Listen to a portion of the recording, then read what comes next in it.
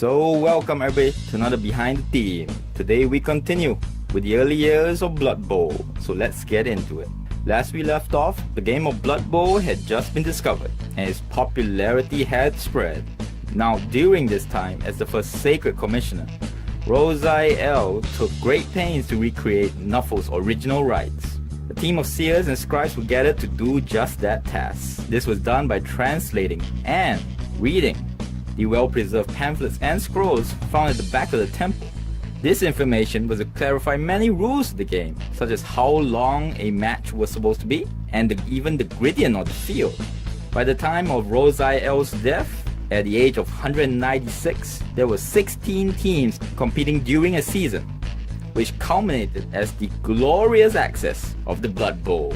There were of course problems initially as teams developed their own unique rules, and one match between the Dwarf Giants and the Recklin Reavers in the year 2399 almost started a full-scale war over just literally what rules were to be used. Eventually, the NAF resolved the situation by publishing a set of rules everybody was supposed to use in the year 2409. Though, the final step to the Blood Bowl we know today was in 2461, when the Bloodweiser Beer Company became a sponsor.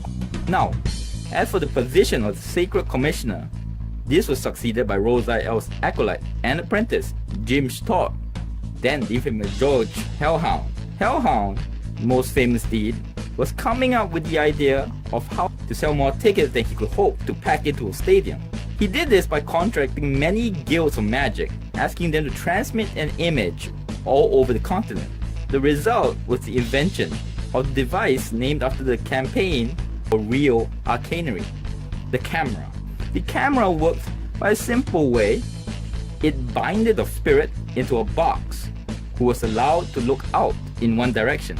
This of course would be the Blood Bowl field, and then what the spirit saw could be transmitted by magicians using the spell Cabal Vision.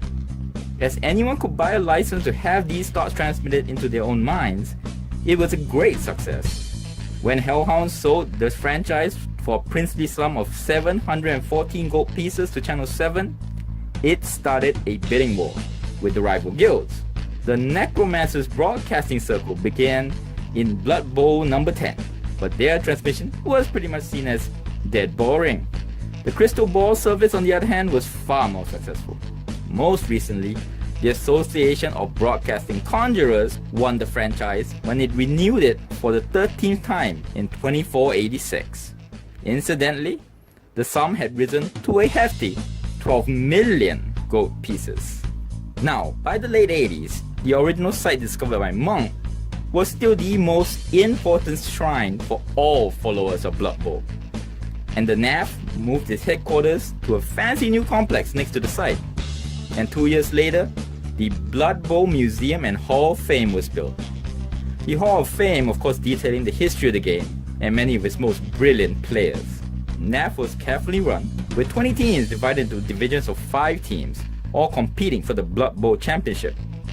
The two conferences were supported by a huge army of lesser teams from all nations and races, all with their own national and local leagues, inter-guild championships, and so on.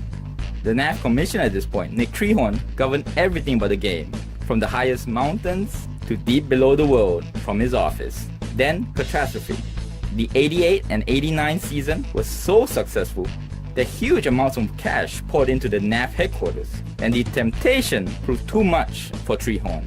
During the finals in 2489, between the Dark Side Cowboys and the Recklin Reavers, Nick and the entire treasury of the NAF, along with most of the Dark Side Cowboys cheerleaders, vanished and were never seen again. Now rumors persist that a secret mountain fortress and the outrageous perverted going-ons was where he disappeared to, but none of this is confirmed. Now this left the NAF in turmoil, as this precedent set by Treehorn of corruption was followed by a succession of officials running the NAF for the remainder of 2489. Incompetence included when corruption was not the problem, the fiasco. And before the year was out, the entire NAF organization was declared bankrupt and went into receivership. So that is the rise and fall of NAF.